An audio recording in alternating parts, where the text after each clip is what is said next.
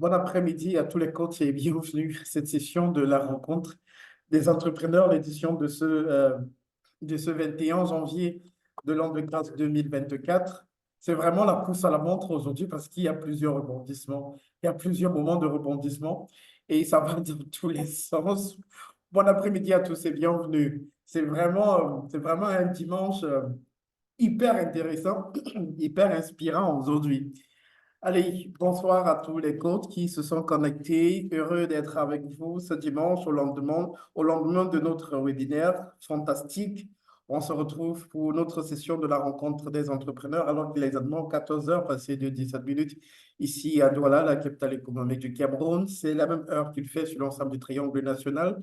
C'est la même heure également qu'il fait dans l'ensemble des pays de l'Afrique centrale. Je veux parler de la République démocratique du Congo, je parle également du Gabon, de du Congo-Brazzaville, de la République du Tchad et bien d'autres pays. Donc bonsoir à tous ceux qui sont Bonjour et bonsoir à tous ceux qui sont là, dépendamment bien évidemment de quelle partie du monde vous nous écoutez. C'est un réel plaisir d'être avec vous. Le thème de ce dimanche, une fois de plus, naturellement, comme le thème de ce mois de janvier, c'est comment planifier sa vie.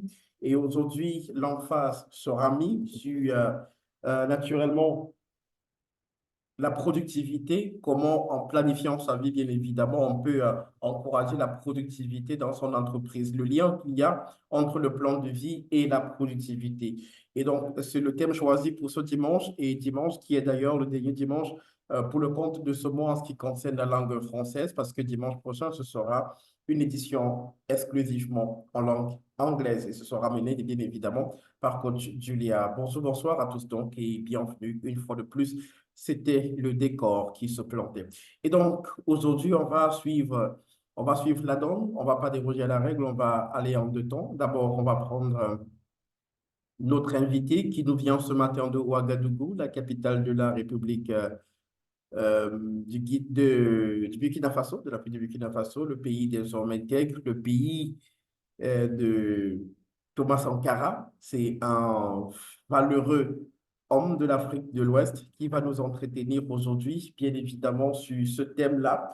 Et on parlera bien évidemment de plan de vie tout au long de cette édition. N'oubliez pas les questions. Et dans le chat room, on le dira jamais assez, prière de décliner votre identité dans le chat room. Ça va nous intéresser parce que nous sommes également ici pour favoriser, si vous voulez, ce qu'on appelle le réseautage. Donc, vous nous écoutez depuis quelle partie du monde? Prière donc de nous présenter votre nom, votre prénom, votre adresse email dans le chat room. Et bien évidemment, ça va nous servir bien évidemment de réseautage. Donc, bienvenue à tous ceux qui nous rejoignent en ce moment. Et si c'est possible, bien évidemment, ouvrez les caméras pour que les échanges se fassent de façon plus intense.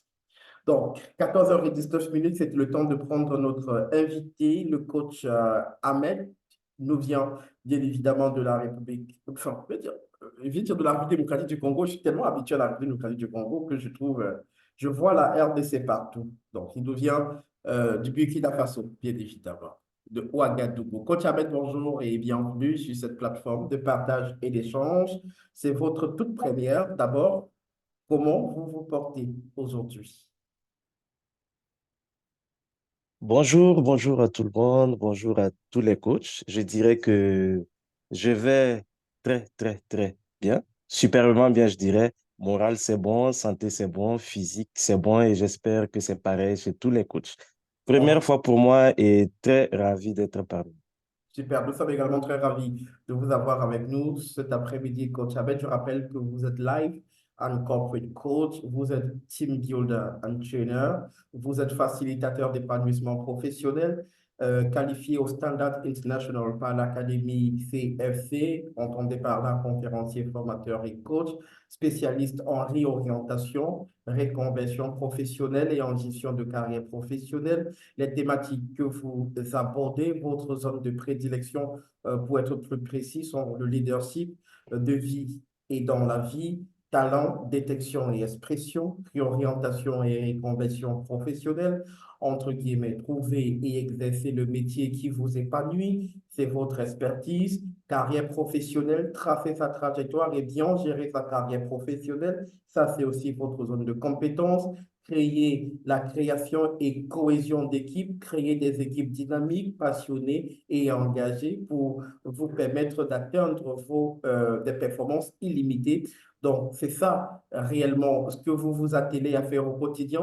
C'est ce que vous faites depuis plusieurs années maintenant. Et c'est justement au fort de cette qualification que nous avons souhaité que vous soyez notre speaker pour le compte de cet après-midi. Alors, coach Ahmed, nous sommes très heureux d'avoir un profil pareil parmi nous cet après-midi et c'est un réel plaisir de vous avoir. Bon après-midi une fois de plus et bienvenue. Le thème de cet après-midi, c'est justement la productivité qui a un lien à voir avec le plan de vie. Quelle est, selon vous, bien évidemment, quelle est la relation qui existe entre le plan de vie et la productivité? et comment donc faire ce plan de vie pour avoir la productivité escomptée. D'accord. Merci beaucoup. Alors, j'avais prévu un partage d'écran.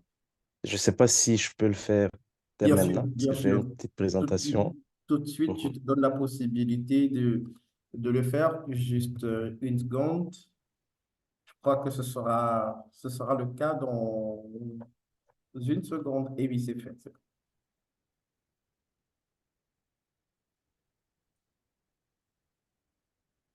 C'est bon, vous pouvez partager, coach. Pour le moment, non. Oui, pour le moment, oui. Je- Ah, d'accord.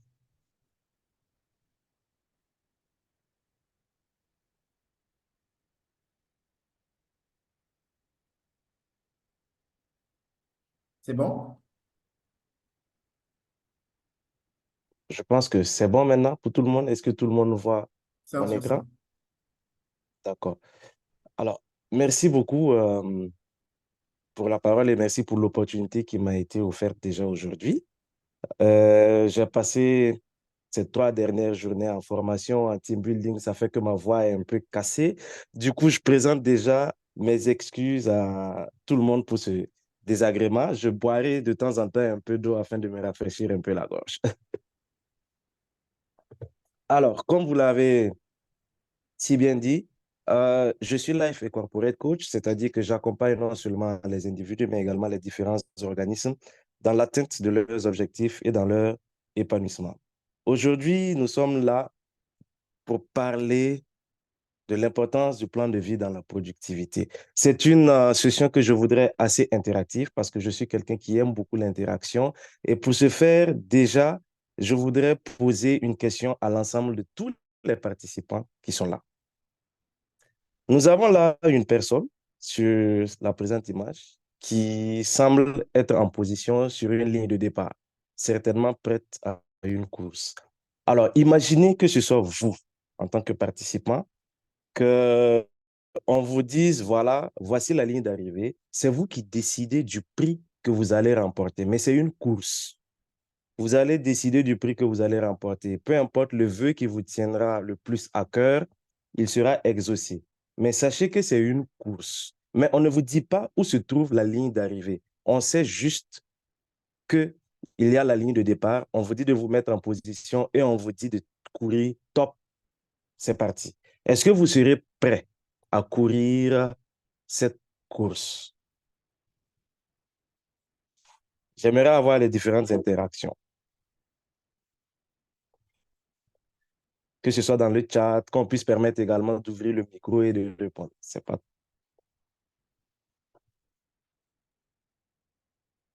Oui, je vois que Daniel a levé la main. Oui. Bonsoir à tous les coachs. Bonsoir, coach Ahmed. Je pense que non, je ne vais pas. Si je ne sais pas où je dois aller, je ne sais pas Mhm, pourquoi je vais. Voilà, même si, quel que soit le prix, il faut que je sache mhm. où je vais exactement pour pouvoir me lancer dans une D'accord, course. Voilà, d'accord. merci. Donc, peu importe le prix, tant que vous ne savez pas où est-ce que vous voulez aller, vous ne commencez pas la course. Non, je pense pas. Il faut que je D'accord. sache où je Et je vais. pense, super. Alors, je pense que, est-ce que c'est la réponse que la majorité des personnes vont donner? Je suppose que oui. Parce que supposons qu'après avoir accepté le marché, on vous dise que vous devez courir de Yaoundé au Burkina Faso en une journée avant d'avoir votre prix. Ça risque d'être très, très difficile, hein, voire impossible. Alors, voici ce qui est assez pertinent, mais la plupart du temps, c'est ce qu'on remarque dans la vie courante avec beaucoup de personnes. On se lève le matin, on court, on passe toute notre journée à courir, mais on ne sait pas exactement où est-ce qu'on veut aller. Dans 5 ans, dans 10 ans, dans 15 ans, où est-ce que j'aimerais en fait me trouver? Non seulement professionnellement, mais également personnellement. Et quand je dis personnellement, je veux parler des rapports entre les membres de la famille, les rapports sociaux et tout ce qui s'ensuit. On demandera à la plupart des gens, qu'est-ce que vous voulez? Ils diront, je veux réussir. Et si vous leur demandez qu'est-ce que tu appelles réussir, ils ne seront pas à même de te dire clairement, voici ce que moi je peux appeler comme étant la réussite. Tu demanderas à certaines personnes, qu'est-ce que tu veux concrètement? Il te dira, je veux être riche. Et quand tu lui dis, à partir de combien est-ce que toi tu estimes que tu seras riche? La réponse commence à devenir un peu difficile parce qu'en réalité, cette personne n'y avait même pas pensé d'abord. Et c'est là où il devient très, très important pour nous d'avoir ce qu'on va appeler un plan de vie. La deuxième diapositive ici vous montre des personnes qui ont impacté d'une manière ou d'une autre le monde entier. Nous avons Thomas Sankara, qui vient du pays des hommes intègres, qui vient de mon pays, qui, au-delà de marquer son pays, a marqué le continent et a marqué également le monde entier à travers ses idéaux. Nous avons Martin Luther King qui a marqué le monde. Nous avons Bill Gates, nous avons Lionel Messi et Cristiano Ronaldo qui continuent toujours d'impacter actuellement ce monde-là. Mais pourquoi? Parce que ces personnes-là ont décidé de ce qu'elles voulaient devenir. Ces personnes-là ont décidé de ce qu'elles voulaient apporter dans ce monde et ont tout fait pour apporter ce pourquoi elles étaient venues sur Terre. Et vous remarquerez donc que le plan de vie va constituer en quelque sorte la carte de notre vie.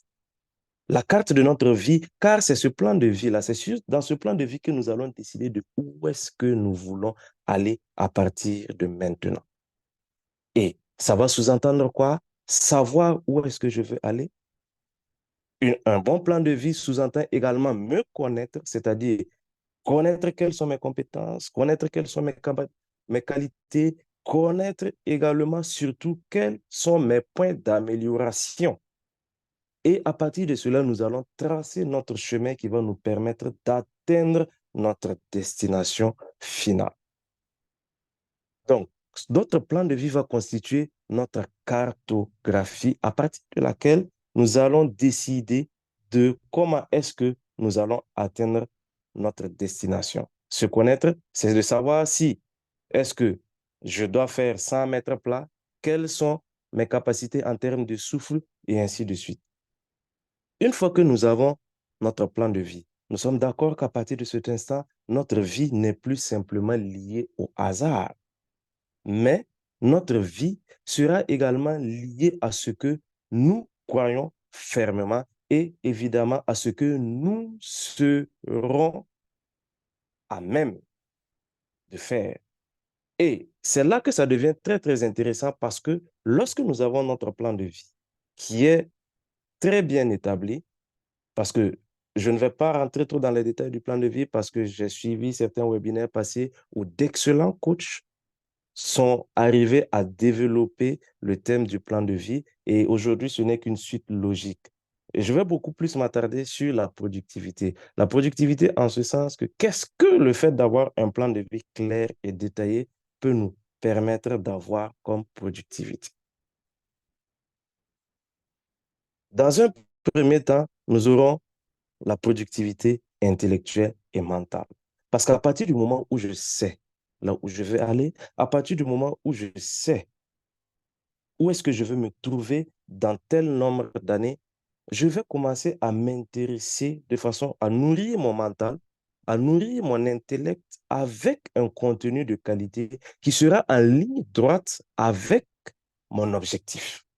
Ce qui veut dire que je ne vais plus m'attarder sur tout ce qu'on va appeler peut-être des buzz qui sont inutiles, ce qui veut dire que je ne vais pas m'attarder à lire du n'importe quoi, mais je serai beaucoup plus focus, beaucoup plus concentré sur ce que je veux obtenir. Parce que je sais que si je veux arriver là, je dois lire tel livre, je dois avoir telle formation, je dois me mettre dans tel réseau et ainsi de suite. Donc, immédiatement, on devient productif. Et c'est d'ailleurs ce qui est très, très important pour un entrepreneur parce que je sais que si je suis quelqu'un qui est passionné de finance et tout, je vais commencer à lire tout ce qui aura attrait à la finance. Et surtout pour un entrepreneur, c'est important de savoir épargner et de savoir investir. Donc, je continue à nourrir mon intellectuel avec un contenu de qualité.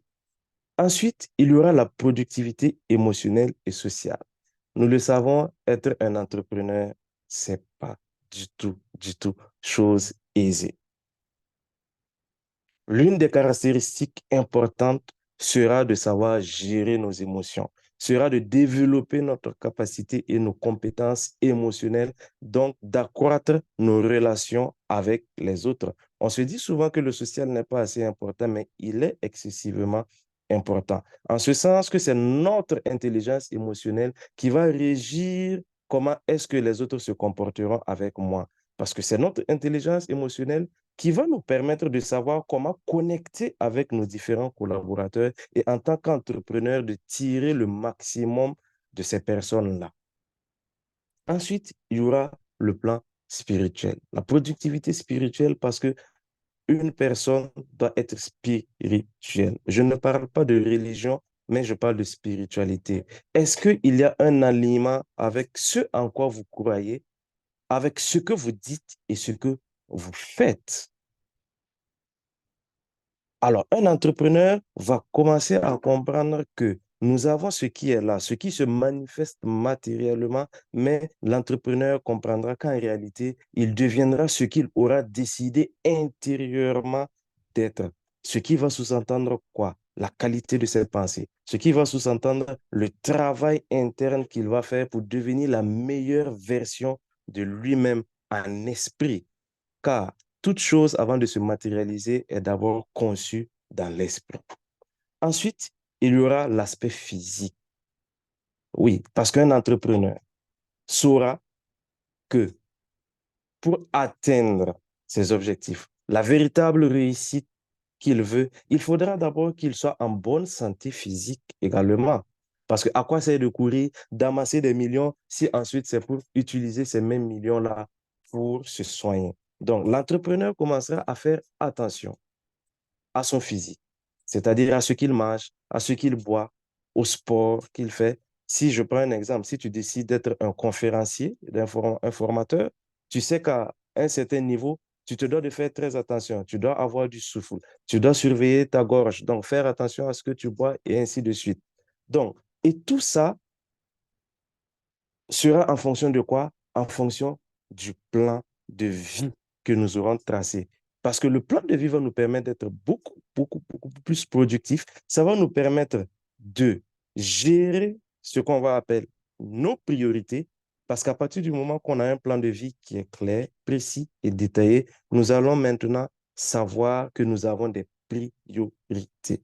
Alors, quelles sont mes priorités? En tant qu'entrepreneur, quel est le type de partenaire que je dois avoir? Quel est le type de réseau dans lequel je dois être? Dans quel pays est-ce que mon activité peut être beaucoup plus rentable? Quelle est ma niche? C'est-à-dire, quelle est ma cible? Qui sont ceux qui seront beaucoup plus intéressés et ceux qui seront à même de payer mes services? Ça va nous permettre également de gérer notre temps. Oui, de gérer notre temps, de savoir qu'est-ce qui est important. Donc, qu'est-ce qui est important? Qu'est-ce que je dois faire? Qu'est-ce que je peux déléguer? Quels sont les moments de qualité que je décide de partager avec les membres de ma famille, avec les personnes qui me sont le plus chères? Parce que un entrepreneur, c'est bien, on court, on cherche de l'argent, mais les plus grands entrepreneurs qui auront réussi vous diront qu'il faut savoir avoir un équilibre parfait. Parce que avoir de l'argent, oui, mais lorsqu'on sera fatigué de chercher cet argent, lorsqu'on en aura assez, avec qui est-ce qu'on va dépenser cet argent? Qui sont ces personnes-là qui seront à nos côtés lorsque nous serons sur notre lit, en train de donner notre dernier soupir? Est-ce qu'on n'aura pas de regrets parce qu'on aura passé notre vie à courir? Donc, qu'est-ce qui est véritablement important pour moi? Comment est-ce que je gère mon temps? Ensuite, il y aura la croissance. Comment est-ce que je décide de croître sur tous les différents aspects que j'ai eu à citer, intellect, mental, émotionnel, spirituel et physique? Comment est-ce que je tends à être la meilleure version de moi-même? À partir de cet instant, on se rend compte que le plan de vie nous permet de nous canaliser. Et une fois qu'on est canalisé, notre productivité en tant qu'entrepreneur devient encore multipliée. Et il sera multiplié par autant de fois que nous serons à même de rester focus sur nos engagements, focus sur les décisions que nous avons prises afin d'atteindre la destination que nous nous sommes fixé. Et pour terminer avec cette dernière diapositive qui dit tout simplement que l'archer qui n'arrive pas à atteindre sa cible ne blâme pas la cible. Il s'arrête un instant, il se corrige et tire à nouveau. Cela sous-entend qu'il faut avoir une cible précise que nous voulons atteindre. On ne vous dit pas que vous allez, en tant qu'entrepreneur, atteindre votre cible au premier tir. Mais cela vous dit que à partir du moment que vous avez votre cartographie, vous avez votre cible, à force de tenter, vous finirez par atteindre votre cible et votre productivité n'en sera que plus accrue. Alors, je vous remercie beaucoup. Je suis ouvert, j'ai essayé d'aller un peu succinctement, mais déjà, j'aime beaucoup que les différentes sessions que j'anime soient assez interactives. Donc, coach Serge, si c'est assez possible, j'aimerais en fait permettre aux gens, s'ils ont des questions particulières déjà, en ce qui concerne la petite présentation que j'ai eu à faire, euh, qu'on puisse échanger longuement en fonction du temps, bien sûr, qui nous reste. Merci. Merci beaucoup, coach Ahmed. Bien évidemment, je pense que c'est c'est ça le game, quoi. Donc, après la présentation, questions-réponses, et à partir de la session de questions-réponses, on va rentrer profondément dans la compréhension de la présentation. Mais déjà, excellente présentation. On va donner des cœurs pour célébrer cette présentation euh, magnifique et donc donner la possibilité aux uns et aux autres de poser des questions. Ces questions, il y en a. Donc, la session questions-réponses est pratiquement ouverte des coachs.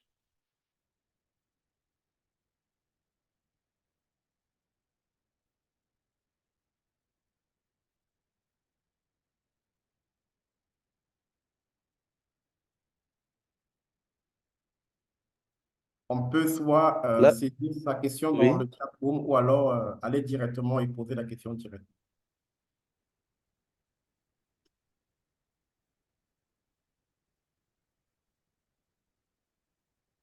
là, j'avoue que ça me fait un peu, ça me fait un peu me questionner, hein, parce que soit ça a été très bien compris, soit ça n'a pas été du tout compris.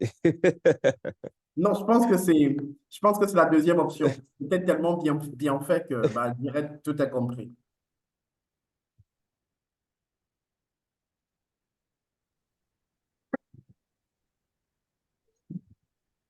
En fait, effectivement, je pense que c'est très, très clair. Euh, et la manière dont il a expliqué, je pense qu'on n'a pas de question. Parce que quand on sait exactement où on va, on met toutes les conditions pour que ça marche. Merci beaucoup, coach Ahmed. Merci beaucoup.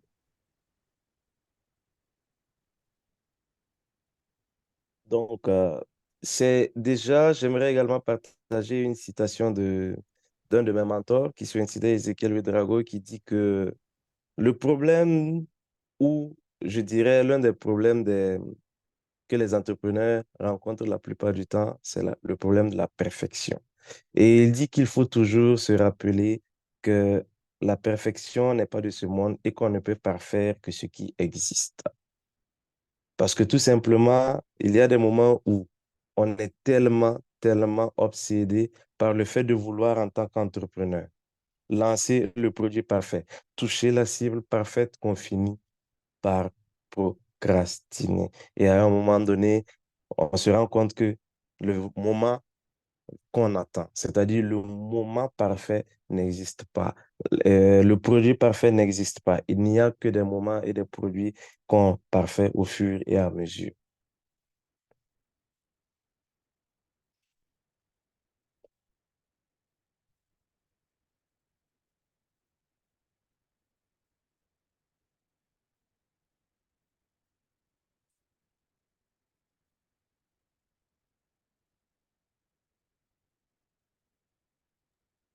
Alors, Coach j'aimerais Serge, poser également. Oui, Coach Serge, on dirait que tout le monde est fatigué là.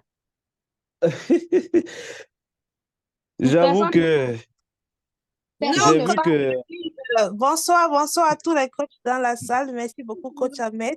Moi, je pense que les gens Bonsoir. ne sont pas fatigués, mais mais les gens sont très, très satisfaits parce que ce dernier jour-ci, on a été très, très bombardés avec Ah beaucoup oui. d'enseignements qui font de telle sorte que nous nous retrouvons dans un état de reflect, ou reflecting, parce qu'il faut mettre en valeur tout ce qu'on a reçu. Merci beaucoup, Coach Ahmed.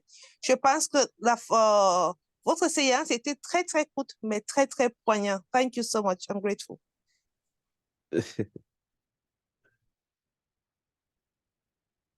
Merci beaucoup, merci, merci. Merci énormément. Ouais, je suis, enfin, je pense que c'est un tout petit peu, Oui. un tout petit peu ce qui est dit dans le théâtre room. C'est une très, très belle présentation. Mm. Merci, coach. Coach, excuse-nous, nous sommes de 3 jours intensifs.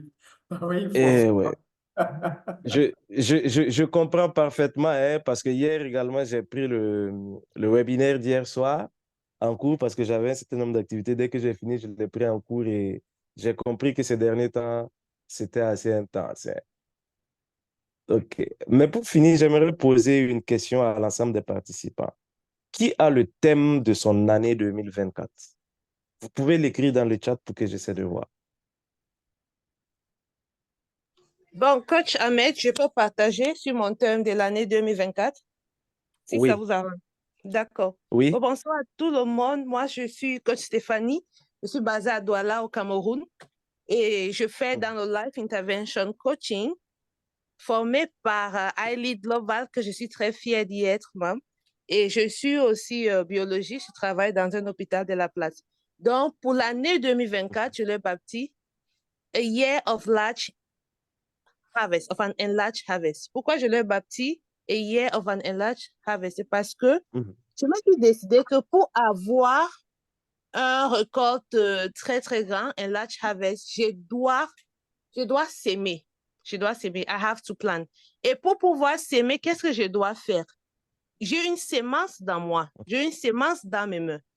Et quand j'ai cette sémence, qu'est-ce que je dois faire? Dès que je dois trouver l'environnement qui est approprié pour le mettre dans la terre.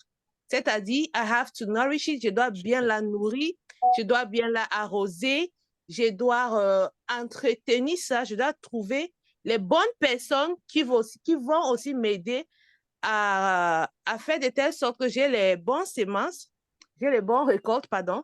Et aussi, qu'est-ce que je dois faire en face d'adversité? I have to be ready. Donc, je dois beaucoup s'aimer, je dois beaucoup me former, je dois beaucoup faire beaucoup de... I have to follow a growth process. And I don't just have to depend on the goal of having an enlarged harvest. I just have to follow the growth process.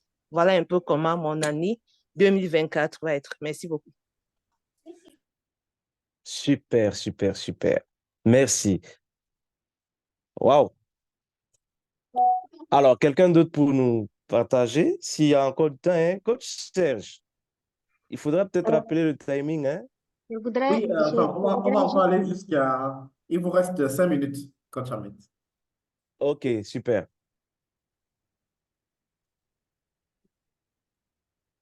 je voudrais Oui, je juste pense que... ajouter, Oui.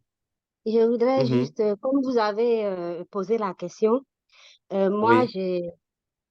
je me suis imposé 3 mots: la Mhm. communication, la discipline Oui.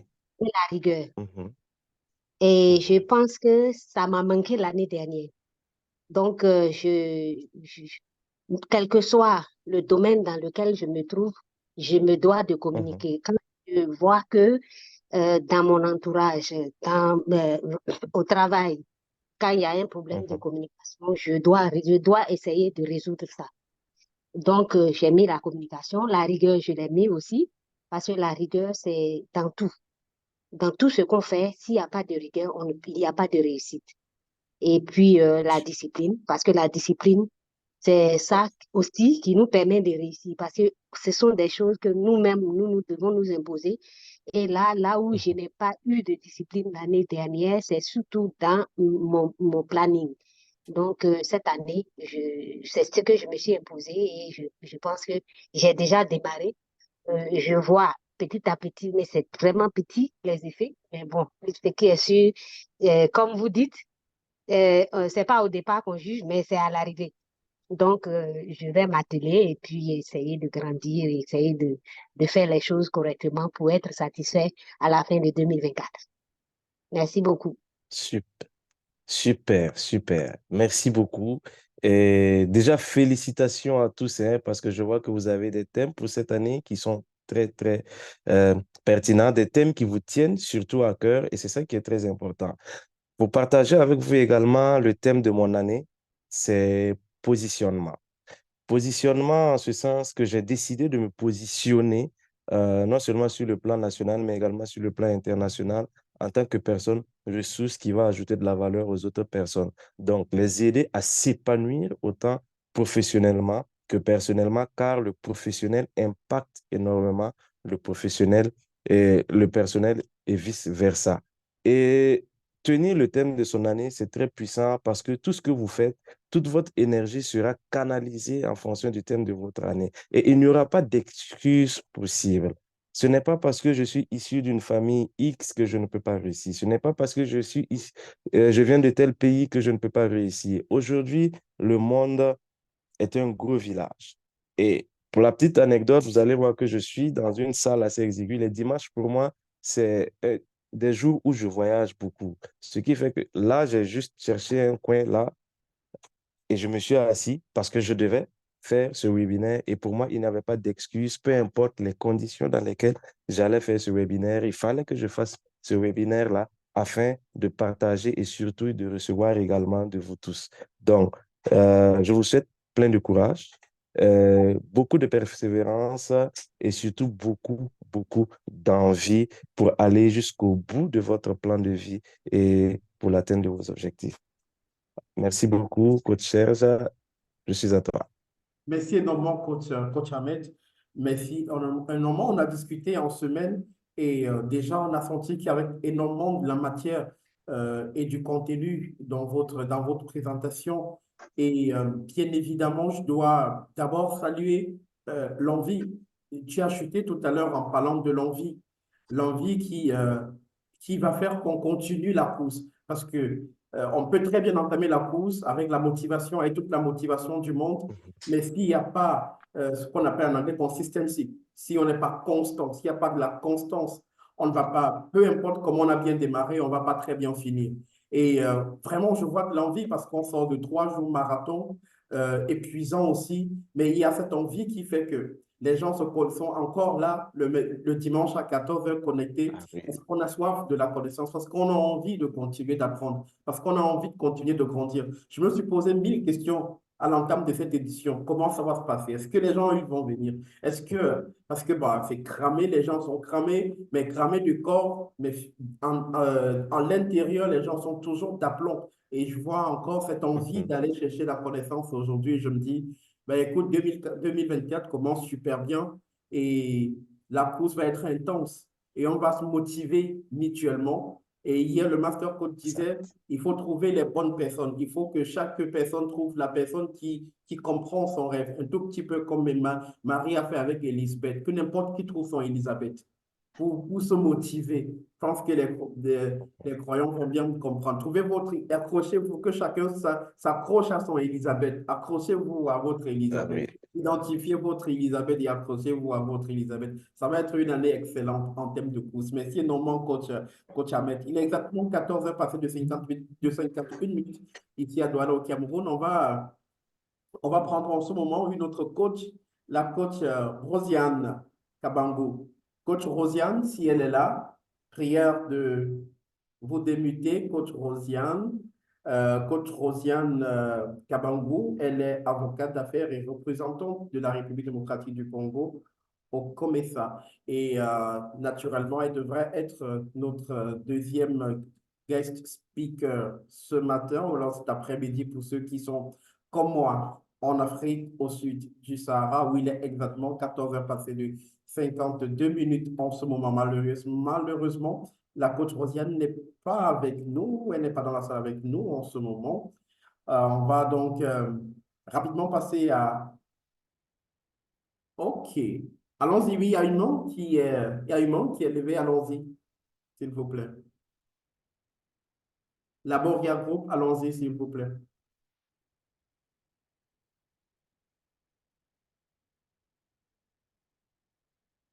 Hello, oui, la Boria Group, votre main est levée, allons-y. Allô, allô, bonjour tout le monde. Est-ce que vous m'entendez? Séance sur séance. Allô, allô, est-ce que vous m'entendez? Séance sur séance. Très bien. Ah, ok. Alors, bonjour tout le monde. Moi, je m'appelle Rosiane Kabangou, effectivement, comme ça a été présenté. OK. Allô, vous m'entendez? Oui, on vous comprend, on vous entend très bien, on vous reçoit séance sur séance, coach Rosiane, et nous sommes très heureux d'être avec vous. Et bien évidemment, vous êtes notre deuxième guest speaker de cet après-midi, et on vous entend très bien. Rassurez-vous, séance sur séance. Allons-y. Ok, alors, je veux ouvrir rapidement. Apparemment, je ne suis pas très visible. Est-ce que vous arrivez à me voir? Ah oui, très bien. Ok. Alors, merci d'abord au coach Raphaël Gini pour l'invitation. Mon nom est Rosiane Kabangou, je suis juriste d'affaires. J'accompagne les entrepreneurs en République démocratique du Congo à développer, à créer, mais aussi à développer leurs affaires ici au Congo et au niveau international. Et je suis également représentante de la jeunesse congolaise au sein d'une grande communauté économique africaine qui s'appelle le COMESA. Les COMESA, c'est en anglais, c'est un acronyme en anglais qui veut dire Marché commun de l'Afrique orientale et australe. Donc, brièvement, voilà, j'ai également ici au niveau national une organisation où j'encadre les jeunes, notamment à travers la sensibilisation, la formation, mais aussi l'accompagnement avec les institutions financières au niveau de la République démocratique du Congo et au niveau de la région. Alors, comme je disais, merci d'abord, tous mes remerciements au coach Gabriel pour l'invitation. C'est une première pour moi de participer à une activité de iLead Global. J'ai entendu longuement parler de ça, mais je n'avais pas encore eu l'occasion de pouvoir assister et écouter les expériences des uns et des autres. Permettez que je commence par féliciter les pertinentes interventions qui m'ont précédée. Et est-ce que vous m'entendez? Oui, Je très peux bien, poursuivre? c'est ça. Très bien. Ok, alors merci. Et donc, en ce qui me concerne, j'avais échangé avec le coach. Il a demandé que je partage un peu mon expérience par rapport à ce que j'ai fait au niveau du Congo et au niveau d'Afrique à travers le COMESA pour les jeunes. Alors, évidemment, s'il faut parler de mon histoire, c'est vraiment beaucoup de choses à dire parce que j'ai eu un parcours professionnel assez atypique et je vais juste essayer d'épingler quelques aspects pour peut-être aider ou voilà, probablement il y aurait des gens qui pourraient en tirer quelque chose. Alors, évidemment, le sujet choisi, c'est un sujet pertinent. Quand nous parlons du rêve à la réalité, c'est juste deux mots, rêve et réalité, qui semblent être très faciles à prononcer, mais vivre ces deux mots, vivre l'écart qu'il y a entre ces rêves, entre le mot rêve et le mot réalité, ça peut prendre des années, ça peut prendre des mois, ça peut prendre des trimestres, ça peut prendre voilà, même 2 semaines, selon que vous décidez de le faire. Alors, mais concernant, en ce qui concerne mon petit parcours, donc je vais intervenir rapidement sur 2 points essentiels. Je vais faire un bref aperçu sur mon parcours et ensuite, je vais partager avec vous 3 mots que j'aime bien partager dans mes conférences avec les jeunes au niveau de la RDC et même en Afrique. Ça, ce sont les 3 mots qui résument, en tout cas à mon avis, les grands défis que rencontrent souvent les jeunes dans les pays africains. Alors, premièrement, me concernant, je disais, mon histoire est quand même assez atypique parce que dès les bas âges, j'ai eu du mal à trouver mon orientation parce que j'étais pluripotentielle. J'avais eu, je savais déjà à l'époque, j'étais à l'école maternelle, même à l'école primaire, j'animais déjà des activités culturelles à l'école. C'est toujours moi qu'on choisissait quand il fallait parler devant les autres. Voilà. Et du coup, beaucoup de gens me voyaient plus dans le journalisme. Alors, personnellement aussi, à la maison, dans différents endroits que je fréquentais, j'avais horreur de l'injustice. Donc, à chaque fois que je me retrouvais en face de deux groupes ou deux catégories de personnes, les uns qui essayaient de prendre de l'ascendant sur les autres, j'avais toujours tendance à trancher. Donc, à vouloir qu'il y ait de la justice autour de moi. J'avais horreur de l'injustice. Et donc, d'où mon orientation vers le droit. Ce qui ferait que j'aurais pu être bonne candidate aussi dans le droit. Alors, dès les bas âges également, j'avais ce talent-là de dessiner. Donc, je pouvais juste vous regarder comme M. Serge et je me mets à vous dessiner et je vous offre un portrait tel que vous êtes, bien habillé dans votre chemise blanche, cravate rouge. Je vous dessine exactement tel que vous êtes, alors que je n'avais jamais appris ça, je n'avais jamais eu de professeur qui m'ont enseigné ça. Autre chose, dans le vestimentaire également, je faisais mes dessins de toutes mes confections en pagne moi-même. Donc, je ne faisais pas recours au catalogue ou quoi que ce soit. Je concevais, je réfléchissais, je concevais et je faisais des modèles. Ce qui ferait en sorte qu'on aurait pu m'orienter également dans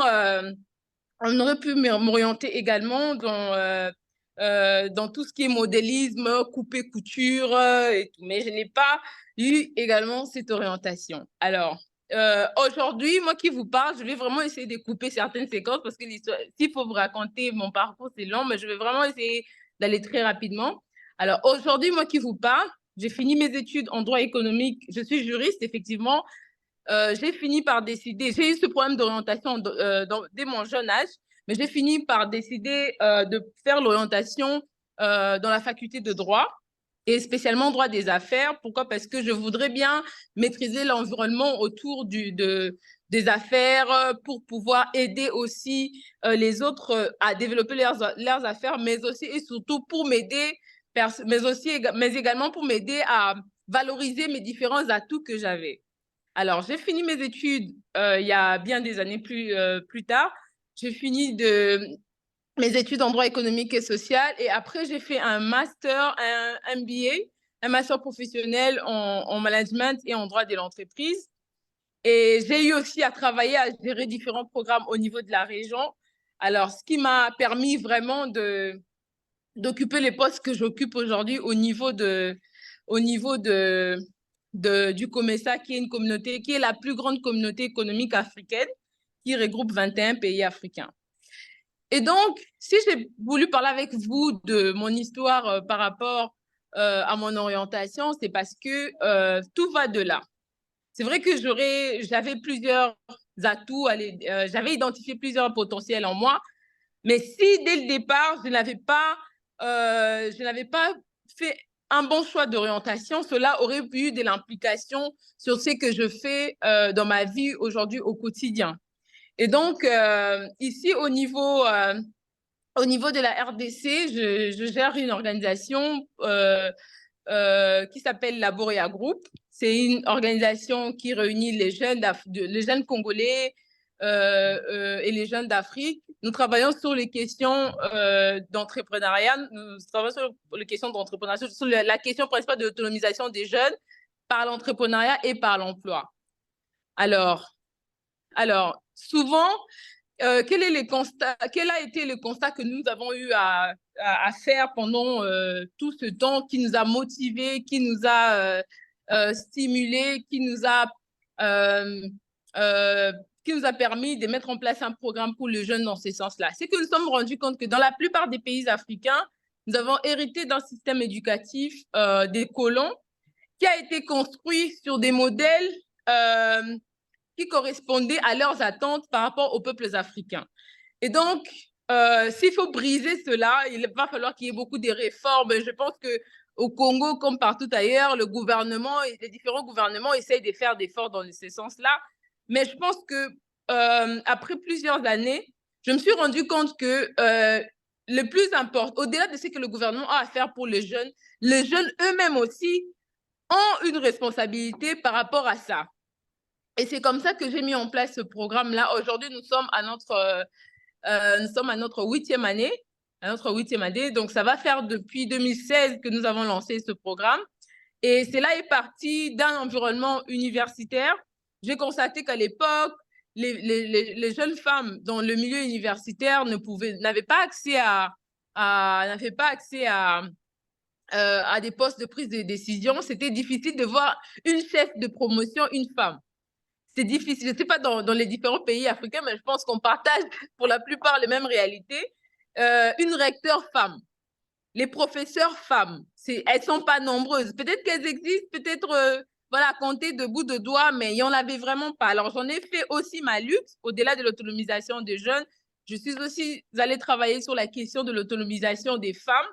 Et j'ai eu à mener j'ai identifié, à l'époque déjà, j'avais identifié les organisations qui travaillaient sur ces thématiques. Alors, j'ai eu à mettre en place un programme.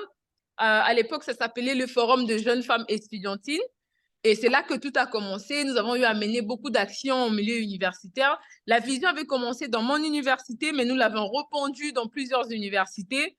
Nous avons eu beaucoup de représentants. Déjà dans les statuts, en tant qu'acte constitutif, on avait prévu un système d'élection chaque année. Donc, aujourd'hui, 8 ans plus tard, les différents programmes existent. Je ne suis plus étudiante, ça fait autant d'années. Mais depuis 2016, le programme a été lancé et ça existe. Et chaque année, il y a des milliers de femmes qui profitent de ce programme. Il y a des milliers de femmes qui franchissent leurs limites, les limites que nous impose souvent la société. Parce que, voilà, il y a des femmes, nous le disons souvent dans des conférences, mais c'est triste quand il faut remarquer que plusieurs femmes ont beaucoup de potentiel, mais elles n'osent pas les démontrer parce qu'il y a des constructions sociétales, parce qu'on vous a dit qu'une femme ne doit pas lever le ton là où il y a les hommes, une femme ne doit pas montrer qu'elle est intelligente devant les hommes, une femme doit toujours occuper des postes atypiquement dédiés aux femmes. Et tout, alors qu'aujourd'hui, à travers le monde, nous voyons que même au niveau des Nations Unies, même au niveau de l'Union africaine, même au niveau de toutes ces grandes organisations internationales, la question du genre est une question qui est toujours mise en avant. Et donc, c'est très important de vraiment conscientiser les jeunes femmes à pouvoir réaliser combien leur potentiel est voulu, combien leur potentiel est vraiment ce qu'il faut pour booster l'Afrique, pour développer l'Afrique. Parce qu'aujourd'hui, nous parlons de plus en plus, nous entendons parler de plus en plus de la mondialisation par rapport aux grandes puissances mondiales. Mais ce combat ne saura être mené correctement s'il n'y a pas l'apport des femmes, s'il n'y a pas l'apport de jeunes. Mais quels sont ces jeunes-là? Quelles sont ces femmes-là? Ce sont les femmes qui se lèvent et qui sont à l'affût de ces 3 mots que je vais partager avec vous aujourd'hui. Alors, quels sont ces 3 mots? Ce sont les 3 mots qui se résument par l'information, par la formation, mais aussi donc s'informer. Souvent, je le mets à l'indicatif. Ce sont des verbes que je partage souvent. Je parle du verbe s'informer, je parle du verbe se former et je parle également du verbe former. Pourquoi? Parce qu'à l'époque, moi, j'avais identifié quelque chose qui n'allait pas dans mon milieu universitaire et j'ai mené une lutte. J'ai rédigé un projet, j'ai proposé au rectorat, ils ont validé. Aujourd'hui, ce programme-là est en train de changer des vies de plusieurs femmes congolaises. Quand j'étais élue au niveau du COMESA, j'ai fait aussi des propositions dans ce sens-là et il y a eu beaucoup de changements qui se sont faits au niveau de l'Afrique à travers ces petits programmes à l'époque qui avaient juste commencé dans une université. Et je pense qu'aujourd'hui, chaque femme qui me suit à travers cette plateforme de Highly Global doit réaliser que peu importe le niveau que vous avez atteint dans votre engagement, que ce soit votre engagement personnel ou votre engagement communautaire, vous ne devez pas perdre de vue ces 3 verbes. Parce que parfois, les succès nous donnent l'illusion de croire qu'on est arrivé. Alors que même si tu es arrivé au niveau 5, il y a au-delà du 5. Moi, j'ai l'habitude de dire, souvent, il y a un adage qui dit the sky is the limit. Moi, j'ai l'habitude de dire, même le ciel, even the sky is not the limit. Because même quand je serai au ciel, je vais encore demander what's next.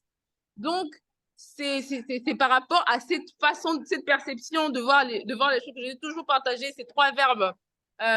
En tout cas, à toutes les personnes que j'ai beaucoup de chance de rencontrer, en l'occurrence dans cette plateforme de Highly Global.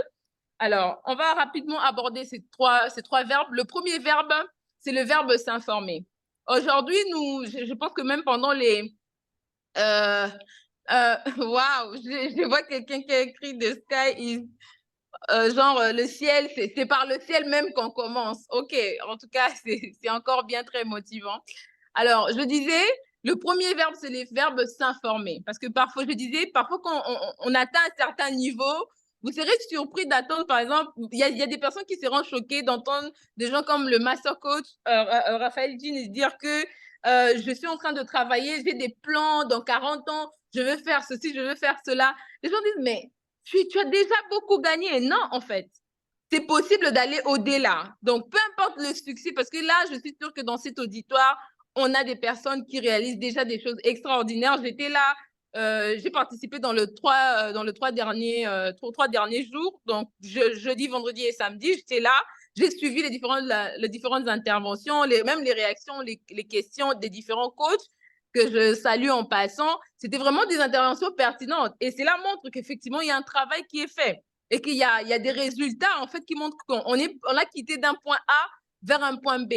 Alors aujourd'hui, moi, j'aimerais partager ces trois choses avec tout le monde qui me suit ici, mais surtout les femmes. C'est que premièrement, peu importe le niveau que vous avez atteint à ces jours, que vous soyez la femme la plus connue du Cameroun, de l'Afrique du Sud, ou je ne sais pas de quel autre pays d'Afrique ou du monde entier, vous devez savoir que vous devez continuer de vous informer au quotidien.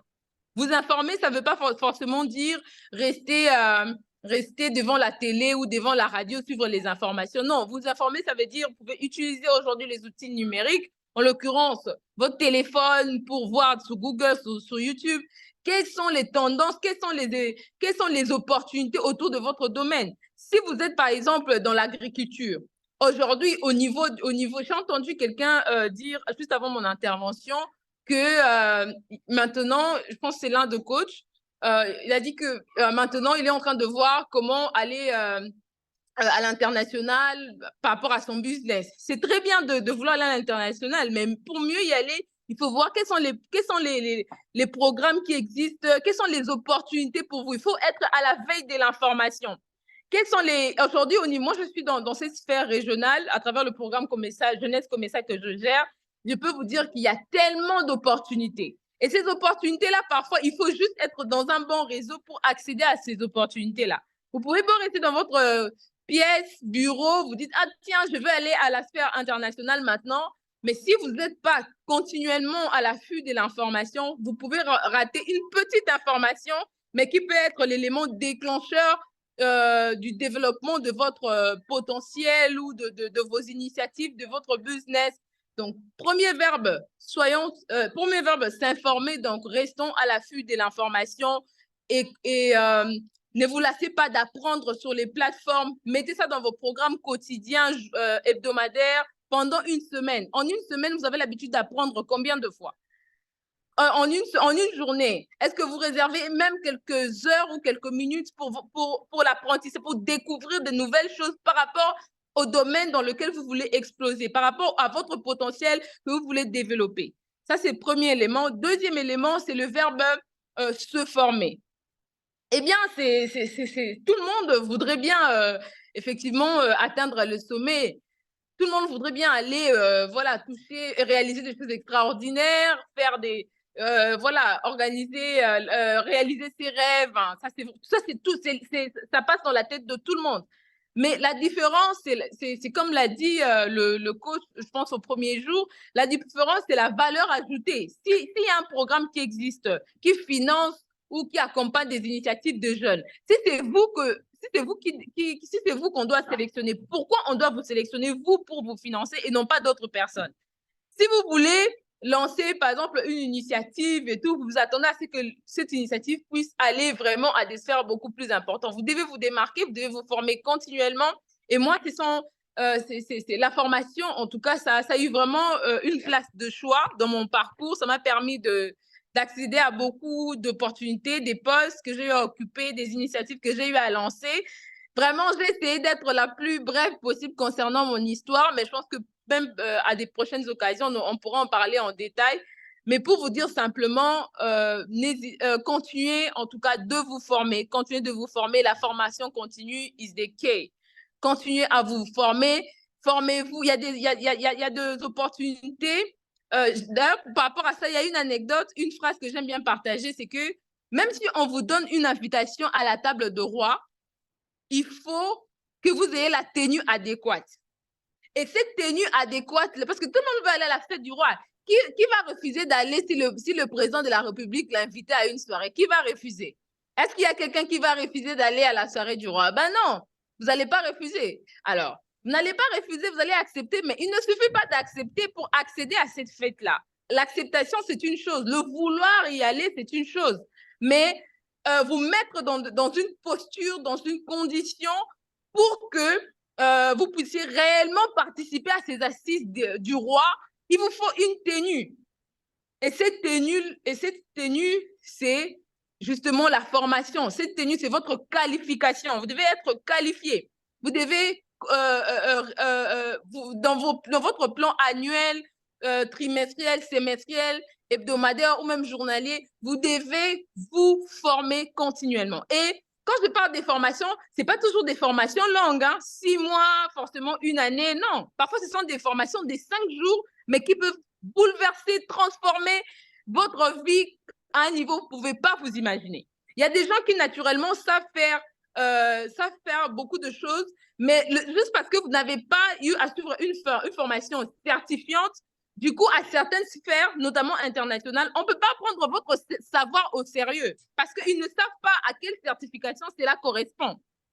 Alors que si vous faites des formations, vous certifiez, quand vous sentez vraiment que votre passion, c'est dans tel domaine. Par exemple, si vous dites, ah, moi, j'aime bien l'environnement et tout. Aujourd'hui, j'ai participé il y a quelques mois, c'était au mois de décembre, à la COP 28 sur les enjeux du changement climatique. Il y a énormément de fonds qui a été déboursé pour soutenir les entrepreneurs qui sont dans l'économie verte. Tout entrepreneur qui a une idée dans le secteur de l'environnement, il y a énormément d'opportunités. Il suffit d'aller voir sur les sites officiels de l'Union africaine. Il y a des fonds, vraiment, de plusieurs bailleurs de fonds. Donc, si vous êtes dans ce domaine-là, vous pouvez vous documenter et vous former davantage pour être qualifié à accéder à des réseaux, à des fonds qui pourront changer votre vie. Et aussi, autre chose, excusez-moi, et aussi autre chose, par exemple, pour ceux qui sont dans l'agriculture. Aujourd'hui, eu égard aux potentialités que regorgent la plupart des pays africains, ce sont en termes de terres arables et différentes diversités en termes de produits agricoles. Et comme nous le savons tous, au niveau régional et au niveau international, il y a beaucoup de programmes qui existent pour appuyer des initiatives des entrepreneurs qui sont surtout dans l'agro-business. Vous êtes dans l'agriculture, mais vous voulez industrialiser par exemple, vous voulez vendre votre produit au niveau international, vous voulez exporter vos produits, vous voulez obtenir certains outils qui vont permettre à passer à l'échelle industrielle. C'est important d'aller sur les différentes plateformes pour voir qu'est-ce qu'il faut, comment ça se passe, mais aussi vous former pour équivaloir, pour avoir la tenue qu'il faut pour participer à ces assises-là, à ces assises que moi j'appelle assises du roi. Il vous faut revêtir la tunique qu'il faut par des formations pour accéder à cela. Parfois, vous êtes là, vous dites, ah, moi, j'ai des bonnes idées. J'ai mon plan d'ici 2024, décembre, d'ici 2025, mon plan de 5 ans, je vais faire ceci. Mais tant que tu ne fais pas des formations, tant que tu ne te qualifies pas, tu ne cherches pas la tunique qu'il te faut pour accéder à la table de roi que tu désires, ben, ça ne restera que de simples souhaits. Et pour chuter, le dernier verbe, c'est le verbe, j'ai dit le premier verbe, s'informer, le deuxième verbe, se former, et le dernier verbe, c'est former. Alors, lorsque nous parlons de former, ici, il faut l'entendre dans le sens de partager son savoir. Il y a un adage qui dit le savoir que l'on n'actualise pas diminue. La preuve, c'est que la géographie là, que vous avez appris quand vous étiez à l'école primaire, là, si on vous dit de nous raconter ça tel que vous l'aviez appris là, personne ne va s'en souvenir. Hein? Personne ne va s'en souvenir. Sauf la personne qui a lu dernièrement ou qui a parlé de la géographie à quelqu'un ou qui a expliqué à son... Même les mathématiques. Si parmi nous ici, il y a des parents il y a des parents, je pense que d'ailleurs, ils sont mieux placés pour nous expliquer ça. Souvent, quand l'enfant vous amène un devoir de mathématiques, 2x carré, multiplié par 2, exposant 2 et tout, le parent qui va s'en souvenir, qui peut aujourd'hui dans cette conférence nous dire qu'il se souvient des formules mathématiques que nous avions étudiées à l'époque aux humanités ou à l'école primaire, c'est celui peut-être qui a aidé son enfant hier à faire son devoir parce qu'il a dû lire pour expliquer à l'enfant. Il a dû partager ce que lui, il avait appris à l'époque, il a dû partager ça avec son enfant. Et pour partager ça avec son enfant, il a dû relire et recomprendre pour maintenant être en mesure de partager ça avec son fils. Et si je donne toutes ces anecdotes, c'est pour vous faire comprendre simplement que lorsque nous nous informons, c'est bien. Lorsque nous nous formons, c'est très bien. Mais surtout, gardons cette attitude-là où nous partageons nos connaissances avec des gens autour de nous. Parce que si tu apprends beaucoup de choses et que jamais tu n'as l'occasion de partager ça avec des gens autour de toi, tu n'as jamais l'occasion de parler de tes thématiques et tout ça, ça risque de pas. Un jour, tu vas te réveiller comme s'il y a des choses, tu t'en souviens pas. Et tu dois faire beaucoup d'efforts pour te rappeler, finalement, qu'on parle de project management, ça veut dire qu'on parle de l'entrepreneuriat. En fait, l'entrepreneuriat, pourquoi? Parce que tu as lu ça depuis que tu as étudié l'entrepreneuriat en deuxième licence. Alors que des personnes qui ont eu à partager, ok, j'ai entendu parler de l'entrepreneuriat. Ok, on m'a invité, par exemple, dans une école, échanger avec les jeunes sur l'entrepreneuriat.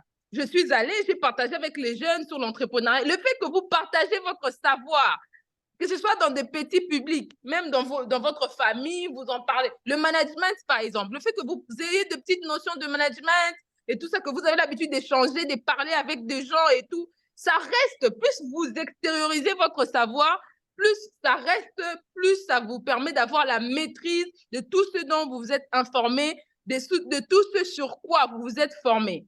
Et donc, ce sont là les trois verbes que j'ai vraiment l'habitude de partager avec les différents